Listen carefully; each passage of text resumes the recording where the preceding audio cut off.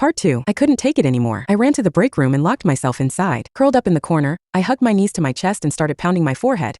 Like maybe I could knock the memories of Brian out of my skull for good. That's when I heard someone laugh. I looked up and Addison was standing in the doorway, arms crossed and smug as hell. Kaya, I didn't think you'd still be this pathetic even after losing your memory, she said, smiling like she was enjoying every second. Guess you really did love my brother. Too bad though. That door's closed. Oh, and I'm not actually sick. Brian's just dramatic. He believed me without even asking questions. A fresh wave of pain tore through my chest. The ache grew sharper the more I thought about it. I dug my nails into my skin, clawing at my chest until it hurt so bad I couldn't breathe. Blood started to drip down my hands. Maybe the drug was kicking in now because the pain began to dull. Completely unbothered, Addison dabbed the corner of her mouth with a tissue and smiled like nothing had happened. The door burst open. Brian walked in. His eyes went straight to the blood on Addison's lips. He didn't even glance at me or notice my injuries. Brian's face twisted. Kaya, what the hell did you do to Addison? He snapped. Addison covered her face and started sobbing quietly. Brian, I just asked her to help with filming, since she was slacking off, but Before she could finish, Brian stormed over and slapped me hard. I hit the floor with a thud, my ears ringing. His glare was cold enough to kill. Kaya, stay in your lane. Who do you think you are?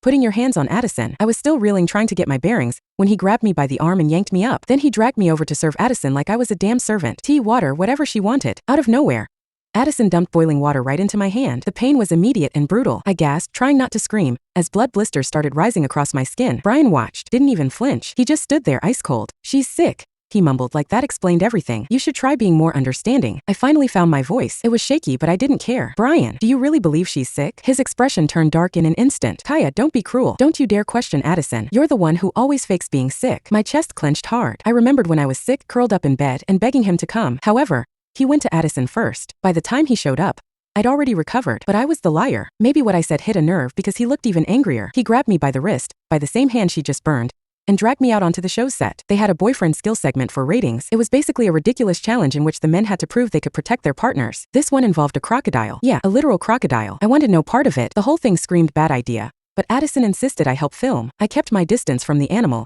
giving it a wide berth. It was tied up, but still it was a crocodile. Then Addison suddenly tripped and fell toward it. The thing opened its jaws, ready to snap. Brian shoved me. I didn't even have time to think. The crocodile lunged and clamped down on my arm, dragging me toward the water. The pain was unreal, like someone had stabbed me straight through the heart and kept twisting the knife. Once upon a time, Brian would have stood between me and the danger. Back then, he would have taken the hit without hesitation. Now, he was the one who threw me in. When he saw what had happened, his look shifted. Panic, regret. He grabbed my uninjured hand, trying to pull me back. Kaya, don't be scared. I've got you. I'll save you. But then Addison whimpered behind him. Brian, my stomach hurts. He looked torn for half a second. Then he let go. His eyes were sorry, but his body was already moving away from me. I'm sorry, Brian whispered as he scooped Addison up and rushed off. That was it.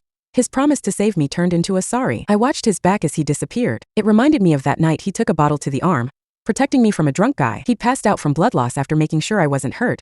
Even checked every inch of me just to be sure. And now, he changed. He'd left me to be torn apart by a crocodile. Luckily, the crocodile was trained. It let go after that one bite. The crew rushed in and pulled me out while blood was pouring from my arm. Someone called for a medic. They were about to get me to a hospital when Addison stepped in front of them. Her eyes looked watery, but her tone was as fake sweet as ever. Brian, Addison said like she was making a noble request. I just want to finish filming this show. I don't have much time left. Can you let the assistant keep filming me? Her wound just needs some basic first aid, right? The crew stared at Addison in disbelief. Clearly, they hadn't expected her to be that outrageous. But Brian, he didn't even hesitate. He answered for me as he gently patted Addison's head.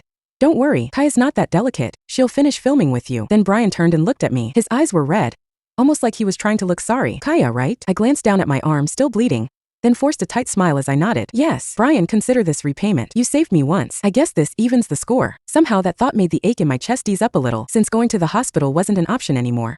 All I could do was settle for a makeshift bandage. I gritted my teeth through the pain, carefully sliding off my ring so I could apply the antiseptic. Brian noticed the sweat collecting on my forehead and reached out, placing his hand in front of my face like he was about to comfort me. Kaya, let me do it. If it hurts, just bite my hand. I turned toward him, and for a split second, I saw that familiar concern flicker in his eyes, but I didn't buy it. I shoved him back. Then I poured the whole damn bottle of rubbing alcohol onto the wound. My hand shook violently, but I didn't make a sound. The sting in my hand was nothing compared to the one in my heart. Brian stepped back, fists clenched at his sides. Just as he turned to leave, he stopped and called over his shoulder. Kaya, your ring. You forgot it. I looked at the ring on the table. It was the one he gave me.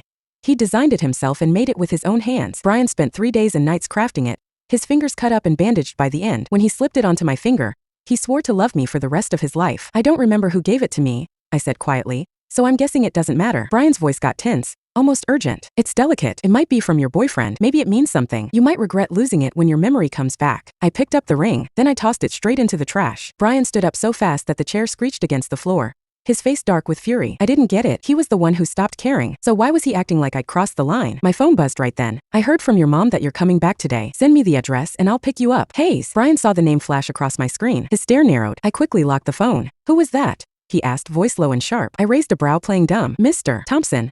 I'm just Miss Addison's assistant. It's just some personal matter. His expression darkened like thunder clouds rolling in. Kaya, you clearly are. Addison jumped in at the perfect moment, cutting him off in that high-pitched, bratty voice. Kaya, I'm so hot. Get me some water. She wasn't even trying to hide it anymore, making me run around, pouring water and wiping her sweat. Just another way to humiliate me. I bit my tongue, shoved the pain down and started rummaging through my bag for tissues. Instead, my fingers landed on something unexpected.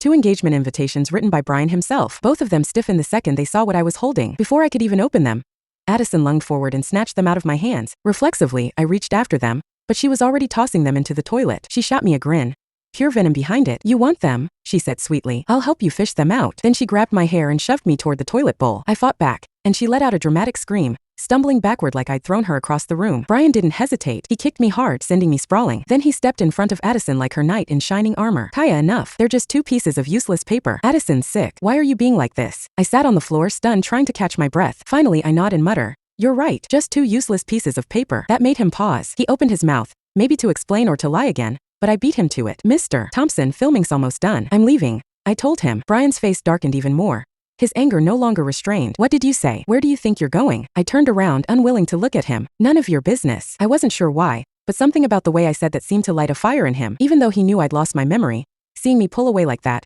it set him off in a way he couldn't hide. Brian didn't even hesitate. He grabbed my arm and dragged me into a room. I fought him, kicking and pulling back with everything I had. Brian, what the hell are you doing? Let go of me. But his grip just tightened. He locked down both my hands and feet like he was handling some kind of criminal. Kaya, don't fight me on this, he said, his voice low and cold. You lost your memory, and that's not your fault. But don't even think about walking away. Just stay here quietly. Once Addison makes it through her last night, I'll come back for you, okay? By then, the meds will work, and you'll remember everything, and you won't want to leave. I shouted.